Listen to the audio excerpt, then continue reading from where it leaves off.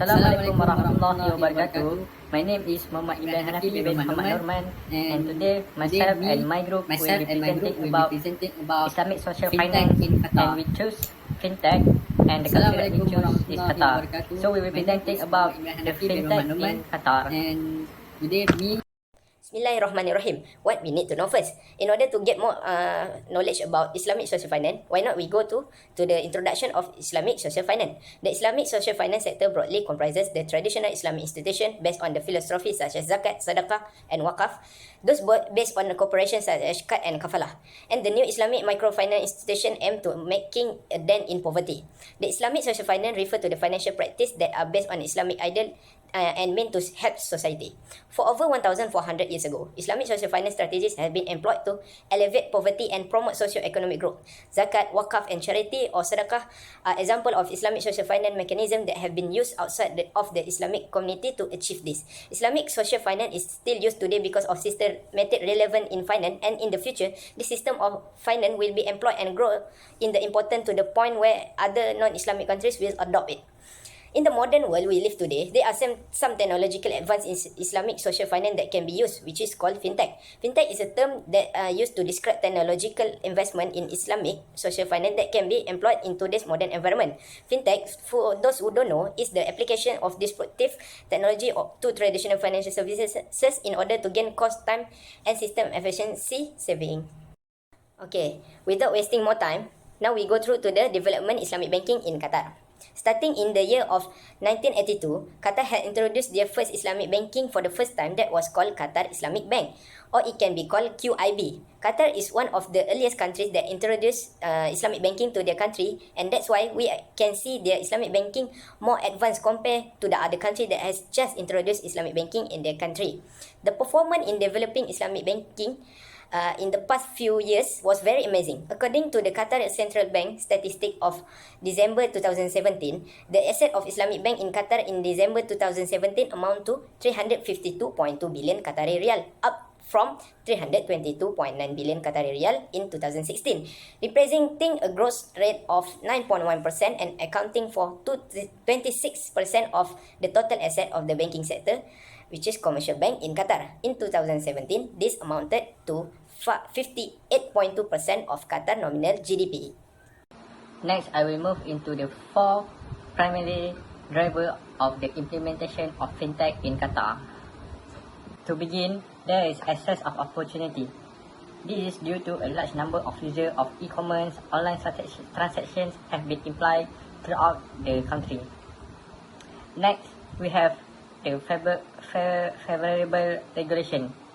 Recognizing the importance of a clear and supportive regulation policy for the growth of fintech, the authority have reinforced the regulatory environment to assist the fintech in founding themselves and doing well. Thirdly, we have the talent availability. Qatar have many local skills and a strong local infrastructure thanks to its large and well-established financial institutions. And last but not least is the capital access. The Qatar Development Bank, or known as QDB, enables investment through its 365 million Qatari Riyal venture capital fund. There is a lot of possibility for other countries to provide fund too. Hi, Assalamualaikum. I'm Muhammad Kim Iman Abdul Latif, and my presentation is about current issues in Qatar. So, first point is human error. According to many security professionals, is the greatest threat to data privacy and security. Employees that are ill-informed or clueless can use weak passwords, destroy data by accident, fall for phishing schemes, have privileged account access, and surf websites that are not permitted. Even if that fintech provided high-level security or trust mechanisms, there is a significant risk that their privacy will be accessed and disrupted, whether that access is legal or illegal.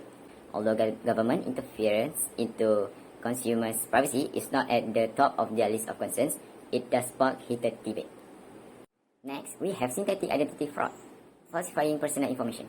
The most common type of fraud we see in fintech lending these days is synthetic identity fraud, which involves criminals falsifying personal information. Fraudsters can now easily obtain personal information such as phone numbers, addresses, ID proofs, and images from social media sites that contain the majority of customers' vital and susceptible data, as well as the deep web. Even though Qatar is a developed country, Fraud and authenticity issues are common, especially involving finances. Another concern fintech innovation in Qatar is the possibility of behavioral manipulation. The same technology that might help customers better manage their finances and habits can also be used to encourage overspending, borrowing, and the usage of inferior or more expensive items. Providers will have vast amounts of data on people, will know a lot about their lives and personality types, and will have tools like human-like voice assistants and entertaining chatbots that give interactive advice. The same methods that can help people save instead of spend might also cause them to spend instead of saving. Move on to the next point is blockchain integration. The transactions are still only carried out with the approval of high authorities, and users must wait for confirmation in their favor. This is the first difficulty that blockchain has to overcome in the fintech industry. Users have no idea what's going on the other side of fintech applications when they perform any action. This causes a lot of uncertainty and increases concerns about identity theft, which leads to a loss of trust in the system. With its properties of transparency and immutability, blockchain application development services tackle this fintech challenge. AI and big data. AI and big data technologies are already being used in the mainstream banking sector, with the most well-known applications including algorithmic trading, market monitoring, and fraud detection. Big data analytics allows algorithmic traders to trade with a level of flexibility and sophistication that no human can equal. Last but not least, our point is outdated system. Despite breakthroughs in AI and machine learning, the banking and finance industry is nevertheless hampered in its adoption of increasingly complicated models by interoperability issues, outdated systems, and the scarcity of competent personnel.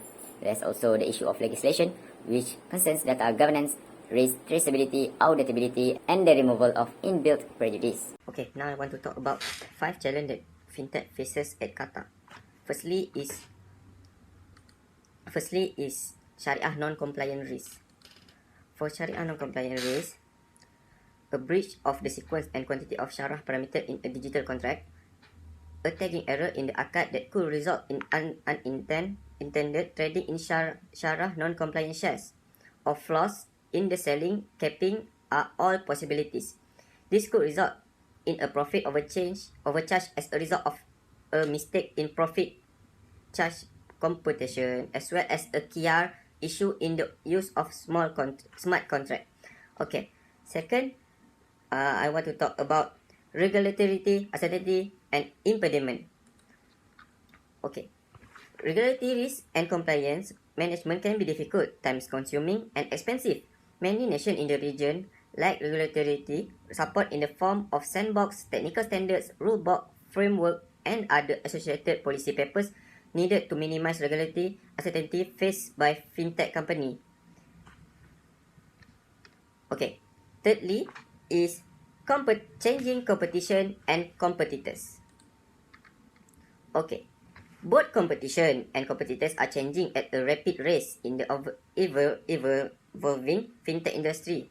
In order to improve their competitive event access and contestability, Islamic fintech in the Qatar region is expected to maintain track of trend in innovation and disruption, in addition to guaranteeing continual compliance with Sharia regulation. Okay, now we go to the fourth, which is funding gaps. For a funding gaps, the spread of COVID-19 and the resulting necessity for physical separation to minimize human interaction in financial transactions have bolstered and accelerated fintech's relative indispensability. However, the pandemic has resulted in a significant drop in venture capital investment in fintech, leaving many of them with the challenge of dealing with sudden pressure to maintain operational resilience amid the uncertainty in the COVID-19 economic path and duration, which may stymie their growth trajectory even further. Okay, lastly, we go to talent development and availability. For the talent, because both Islamic banking and financial technology, when evaluated separately, confront challenge with a shortage of required human resource, the combination needs even more. The availability of specialized human resource and domain specialties is at the heart of digital transformation process, and one of the most important criteria of where an Islamic fintech headquarters should be located. Due to the unique nature of Islamic fintech operation, existing talent pool will need to be retrained and reskilled, while effort will be made to attract fresh tailor with a talent and enthusiasm for technology combined with a basic understanding of Islamic finance. That's all from me.